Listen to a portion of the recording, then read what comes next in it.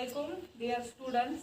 कल हमने पढ़ा था Newton second law of motion, उसकी हमने निकाली थी मैथमेटिकल फार्मूला भी, वो भी हमने रिलेशन निकाली थी। आज हम पढ़ेंगे what are the applications of Newton second law of motion.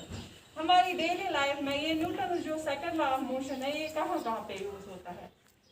First example हमने इसमें दी है कि जब एक क्रिकेट प्लेयर जब एक कैच पकड़ता है तो वो अपने हाथ को क्या करता है, वो पीछे लेता है। वो अचानक ऐसे कैच नहीं पकड़ता है।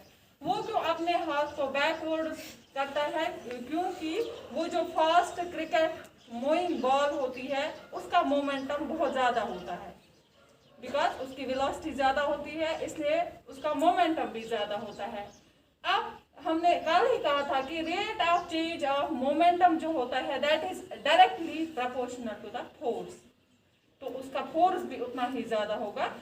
इसलिए वो मोमेंटम कम करने के लिए हम उसको थोड़ा सा टाइम देते हैं। कैसे टाइम देते हैं? जब हम कैच पकड़ते हैं हम अपने हाथों को थोड़ा पीछे कर लेते हैं, तो उससे वहां पे टाइम जो है वो इंक्रीज हो जाता है और जो मोमेंटम है, rate of change of momentum, वो आहिस्ता आहिस्ता कम होता है। वो एब्रप्टली जीरो नहीं बन जाता है, जिससे हमारे हाथ हर्ट नहीं हो जाते हैं। लेकिन अगर हम अब फास्ट मूविंग बॉल को ऐसे ही कैच पकड़ेंगे, अपने हाथ बैकवर्ड नहीं करेंगे, तो वहां पे हमारे हाथ को, हमारे हैंड्स को इंजरी पहुंच सकती है। तो सेकंड एग्जांपल इसमें वो है एक एथलीट की। एक हाई जंपिंग, अगर हम एथलीट की बात करेंगे तो उसको क्या दिया जाता है? कुशन, ठीक है, या उसको दिया जाता है हीप ऑफ सैंड, उसी पे वो छलांग लगाता है। मतलब इसका ना ये गोट एथलीट दिवान तमिस तल आसा कुशन, ठीक है ना, या वो किस पे ये लगाता है? जब वहां पे जहाँ पे हीप ऑफ सैंड होगा। लेकिन वो डायरेक्टली फ्लोर पे जंप नहीं मारता। अगर वो डायरेक्टली फ्लोर पे जंप मारेगा तो उसमें इंजरी आएगी। क्यों? बिकॉज उसका मोमेंटम जो है वहां पे वो एब्रप्टली जीरो बन जाएगा, क्योंकि very short period of time वहां पे मिल जाएगा उसको। लेकिन अब अगर वो जंप मारेगा किस पे? कुशन पे, तो वहां पे उसको थोड़ा सा टाइम इंक्रीज होता है, जिसकी वजह से rate of change of momentum Aahista Aahista कम हो जाता है। वो एब्रप्टली जीरो नहीं बन जाता है, इसलिए वहां पे भी उसको ये इंजरी नहीं आ सकती है। उसके बाद है थर्ड एप्लीकेशन। जैसे ये हम डेली लाइफ में देखते हैं कि सीट बेल्ट, हम आजकल हम देखते हैं सब कार्स में सीट बेल्ट लगे होते हैं। अब ये सीट बेल्ट क्यों लगे होते हैं? क्योंकि जब अचानक मूविंग कार अगर होगी उसमें मोमेंटम कितना होगा? बहुत ज़्यादा होगा।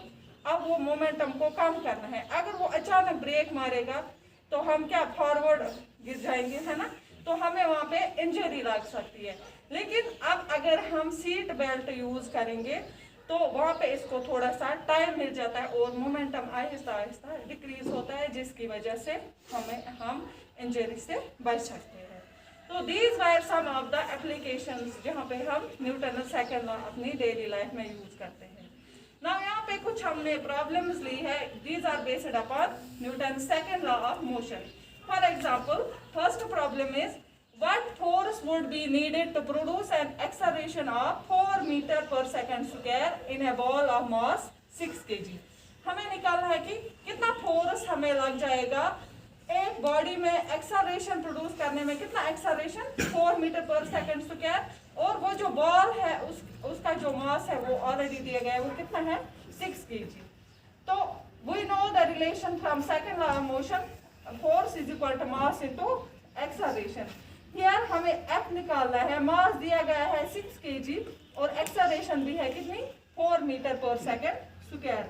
Now using this relation that is F is equal to M into A, F will be equal to mass यहाँ पे दिया गया है 6 kg इंटू 4, एक्सेलरेशन यहाँ पे है 4, तो 6 4 24 न्यूटन। अब हम देखेंगे क्वेश्चन नंबर 2।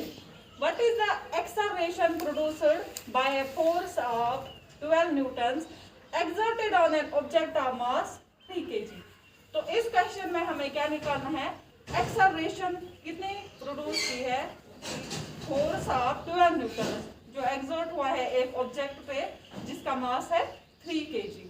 तो हियर हमें ऑलरेडी दिया गया है here force is equal to 12 newton, mass दिया गया है ऑब्जेक्ट का वहीं से that is equal to 3 kg। Now we have to calculate acceleration कितनी यहाँ पे प्रोड्यूस हुई है।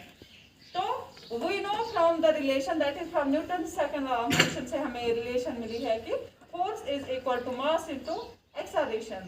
Therefore, acceleration will be equal to F by m.